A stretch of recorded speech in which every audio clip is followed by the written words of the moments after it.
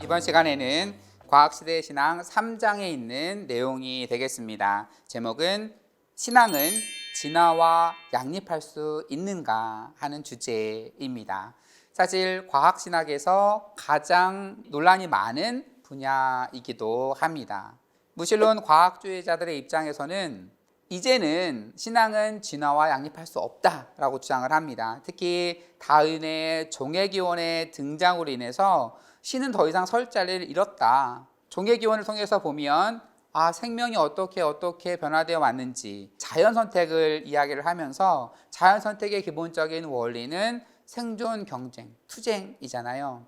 어떻게 선한 하나님이, 사랑이 많은 하나님이, 지혜로운 하나님이 세상을 창조했다면 이런 일들이 있을까? 이런 투쟁이 있을까? 아픔이 있을까? 이런 얘기를 하면서 더 이상 신앙과 진화는 양립할 수 없다라고 하는 거죠. 그래서 이들의 주장을 세 가지로 요약해 볼 수 있겠습니다. 무신론자들의 주장입니다. 첫 번째는 진화 과정의 우연성입니다. 뭔가 신의 창조라고 하면 딱딱 계획적으로 딱딱 맞아떨어지게 창조를 해야 될 것 같은데 그렇지 않다라고 하는 거죠. 어느 순간에 어떠한 우연이 확 일어나서 뭔가 변화되고, 대표적인 예가 6,500만 년 전에 소행성이 지구에 충돌하면서 공룡은 멸종하게 되고, 물론 조류의 형태로 일부 남아있긴 하지만 멸종하게 되고, 드디어 숨어 있었던 포유류가 올라오면서 포유류의 세상이 되었다. 만약에 그때 소행성에 충돌하지 않았다면 지금은 파충류의 시대가 되지 않았을까? 이런 여러 가지 많은 우연과 돌연변이의 연속적인 과정이 진화의 과정인데 어떻게 이게 신의 창조물일 수가 있을까라고 주장을 하는 거고요. 두 번째 입장은 이 자연 선택이 갖고 있는 피 흘림, 무자비함, 아픔, 고통입니다. 동물들끼리 서로 잡아먹어야 되고 이 먹이 사슬 속에 있어야 된다라고 하는 거죠. 환경에 잘 적응하는 개체만 살아남고 적응하지 못한 개체들은 도태하게 되고 잡아먹히게 되고, 이것이 어떻게 신의 작품인가 라고 하면서 신에 대한 부분을 거부하게 되고요. 세 번째는 진화 과정 속에서 걸린 엄청난 시간의 낭비를 이야기를 합니다. 생명은 빅뱅 이후 100억 년 동안 거의 출현을 하지 않은 거죠. 100억 년 동안 생명이 없다가 그 100억 년이 지나고 나서 생명의 씨앗부터 해서 인류의 등장은 굉장히 최근의 일이었죠. 전능한 하나님이면 뚝딱 하고 만들면 되지 왜 이렇게 긴 시간이 필요로 했을까라고 하면서 그런 이것은 신의 작품이 아니다. 또한 신이 만들었다고 하면 좀 설계를 좀 제대로 하지. 왜 이렇게 설계를 제대로 하지 못해서 어떤 동물은 어떤 결함이 있고 어떤 동물은 서로 기생하며 살아가고 이런 식의 설계상의 결함이 존재하는가 라고 하면서 세 가지 이유, 우연성이라고 하는 것과 진화 과정 속에서의 자연선택 피 흘림, 그리고 세 번째 엄청난 시간이라고 하는 이 세 가지 주요한 이유를 들어서 이 세상은 신의 창조물이 아니라 우연히 생겨난 그 진화 과정의 산물이다, 이렇게 주장을 하게 됩니다. 그럼 분리 입장에서는 다윈의 등장으로 더 이상 우리는 하나님을 얘기할 수 없다고 라고 하지만 실제적으로 이 다윈은 마지못해 불가지론을 받아들인 인물에 불과하지 그가 신을 부정하거나 했던 사람은 아니었다. 그러니까 이분은 지금 사후에 그 웨스터민스터 사원에 묻혀 있죠. 그것만 봐도 당대의 신앙인들에게 다윈은 적대적인 인물이 아니었다. 그것은 지금 우리에게도 마찬가지라고 얘기를 합니다. 그러니까 이들은 평소 문자주의적인 방식이나 아니면 그러한 과학주의자들의 방식 둘 다 거부합니다. 사실 이 둘은 둘 다 성경을 문자적으로 읽는다는 공통점이 있습니다. 성서 문자주의자들은 성서를 문자적으로 읽고 문자적으로 사실이라고 받아들이고, 마찬가지로 무신론 과학주의자들도 성경을 문자적으로 읽고 문자적으로 보니까 그것은 말도 안 된다라고 하고서 성경을 버리고, 양극단에 있는 사람들이 성경을 대하는 태도는 같은 거죠. 그렇지만 이들의 주장은 분명합니다.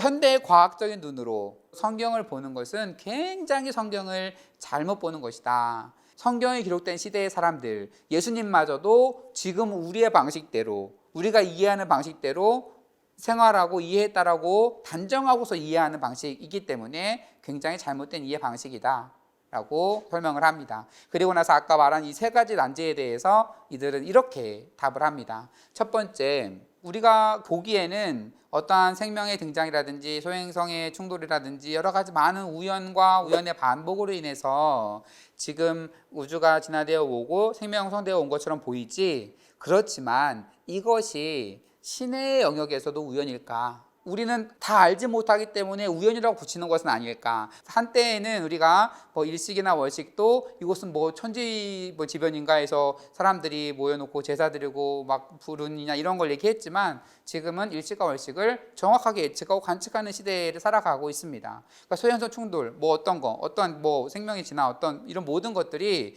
인간의 눈으로 보니까 그런 우연인 거지, 하나님의 눈에서는 우연이 아닐 수도 있어 라고 떼어놓고 얘기를 하는 거죠. 그러니까 두 번째 설명은 고통, 아픔, 투쟁. 고통의 문제는 우리가 기독교 신학적으로 여러 가지 답변들이 가능합니다. 그것으로 충분히 우리가 다양하게 이야기를 할 수 있는 거지, 그것이 기독교 뭐 신앙을 무너뜨리는 것처럼 볼 수는 없다. 또 다른 얘기로 봤을 때 중력이라는 법칙, 누군가는 중력 법칙 때문에 어딘가에 떨어져서 다치거나 목숨을 잃기도 합니다. 그러면 중력 법칙은 그 기독교 신앙과 조화할 수 없는 건가요? 그렇게 이야기하는 사람은 없습니다. 중력 법칙은 중력 법칙이고, 또 그것이 누군가에게 피해를 준다 하더라도 그것은 우리 신앙과 분리돼서 하는 것처럼 진화론이나 그런 이론들도 당연히 우리 신앙과 분리되어서 과학적인 설명이지, 그런 진화 과정 속에서 일어나는 악과 고통의 문제를 가지고 마치 누군가가 계단에서 떨어지거나 옥상에서 떨어졌다는 이유만으로 중력 법칙이 기독교 신앙과 조화되지 않는다라고 말하는 것처럼 그거는 말이 안 된다라고 이제 분리하며 설명을 하는 거고요. 세 번째 입장에서는 진화 과정 속에 너무나 많은 시간이 들었다라고 하는 것. 그런데 이것은 우리가 보니까 엄청난 시간이지, 하나님이 보시기에도 그것이 정말로 엄청난 시간이었을까라고 하는 거죠. 성경 베드로후서 3장 8절에 보면, 사랑하는 자들아, 주께는 하루가 천년 같고 천년이 하루 같은 이 한 가지를 잊지 말라. 뭐 시편 90편 4절에도 비슷한 얘기가 나옵니다. 다시 말해 하나님은 시간과 공간을 초월하시는 분입니다. 그러니까 우리가 하나님한테 왜 이렇게 긴 시간 동안의 시간을 낭비하셨습니까? 라고 물을 수가 없는 거죠. 하나님은 그걸 초월해 계신 분이니까. 하나님의 입장에서는 그 138억 년의 역사가 순간일 수 있습니다. 모든 것을 동시적으로 보실 수가 있으니까. 그러니까 이것도 발휘 안 된다라고 하는 거죠. 그러니까 분리 입장에서는 이렇게 하나님의 영역과 우리의 영역과 신앙의 영역과 과학의 영역, 이렇게 분리해 놓고 이야기를 하고 있습니다. 그런데 이 대화의 입장에서는 이제 과학을 받아들이며 설명을 하고 있잖아요. 그러면서 그 과학에서 말한 것들을 오히려 기독교 신앙에 더 유용하다라고 얘기를 합니다. 첫 번째 공격이 포인트가 뭐였냐면 우연성이었습니다. 진화 과정 속에서의 우연성. 그런데 이 우연성이라고 하는 것은 하나님께서 세상을 창조하시는 그 방식일 수 있다.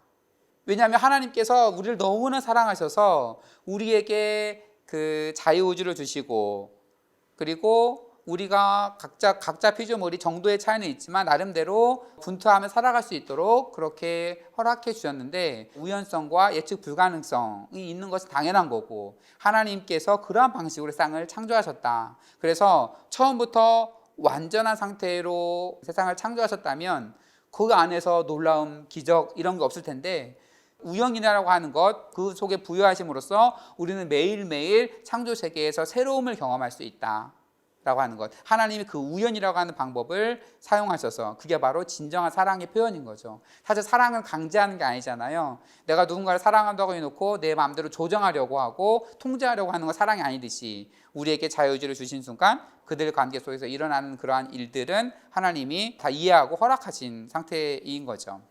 단 두 번째 진화 과정 속에서의 아픔 이야기를 하고 있는데, 이러한 고통과 아픔의 이야기는 끝나지 않은 우주적인 차원에서 아직은 명확하게 이해가 되지 않는다. 하지만 마지막 때에, 새로운 창조 때에 고통과 악의 문제는 다르게 이해될 수 있고, 생명과 우주의 이야기를 읽기 위해서 고요하고 인내하는 그 기다림의 자세가 필요하다라고 이야기를 하고 있습니다.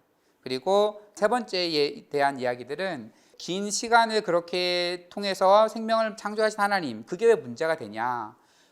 그러니까 간략하게 뭐 선물을 예를 들면 뚝딱 해가지고 선물을 만들어서 주는 것과 굉장히 오랜 시간 동안 공들여서 만들어서 주는 것이 어떤 게 더 가치가 있는 선물일까 생각해 봤을 때, 하나님께서 우리 인간을 위해서 그 긴 시간의 여정을 준비하시고 우리를 세상에 보내셨다라고 하는 것은 그 자체가 은혜이고 놀라움이지, 이것이 기독교 신앙을 위협하는 그런 요소는 아니다라고 이렇게 설명을 하고 있습니다. 정리를 하면 진화라는 것 때문에 우연성, 고통과 악의 문제, 그리고 긴 시간이라고 하는 이 무비를 공격을 하지만, 불의 입장에서는 이것이 우리의 입장에서는 그렇게 보일 수 있지, 하나님의 입장에서는 우연이 아닐 수도 있고 하나님 입장에서는 고통이 아닐 수도 있겠죠. 그것이 하나님이 세상에 부여해 놓으신 아름다운 질서일 수도 있는 거고, 그리고 긴 시간도 하나님에게서 시간이 아닐 수 있는 거고, 이렇게 분리해 설명을 한다면 대화 입장에서는 바로 그 방식이 하나님이 세상을 창조하신 방식이다.